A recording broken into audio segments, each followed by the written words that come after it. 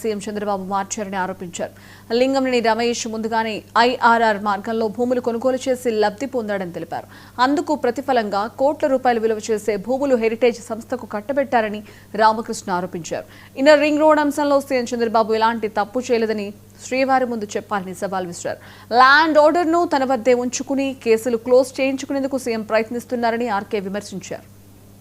ఈ కేసుకి రూపకల్పన జరిగిందని చెప్పేసి నేను 2014లో చంద్రబాబు నాయుడు గారు ప్రభుత్వం ఏర్పడినప్పుడు అప్పటికే లింగంనేని రమేష్ గారు ఖాజా, నంబూరు, మంగళగిరి, పెదకాకాని ప్రాంతాలలో మండల ప్రాంతాల్లో సుమారు 350 పైచిలుకు ఎకరాలు కలిగి ఉన్నారు ఆయన.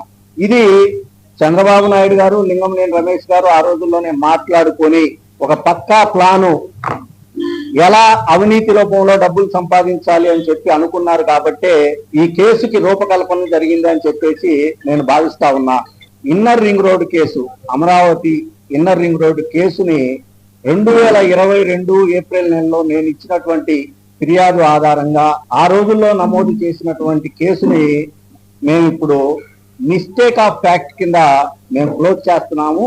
మీరు ఇచ్చినటువంటి సమాచారం తప్పు అని చెప్పి నాకు ఈ నెల 18వ తారీఖున నోటీస్ ఇవ్వడం జరిగింది.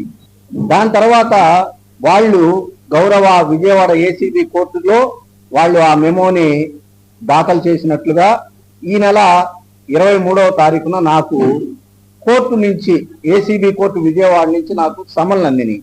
ఈ నెల 27వ తారీఖు ఉదయం 10:30కి ఏసీబీ కోర్టుకు వచ్చి విజయవాడ నా వాదనలు ఏమన్నా ఉంటే వినిపించుకోమని చెప్పేసి గౌరవ కోర్టు వారు నాకు సమన్ జారీ చేయడం జరిగింది.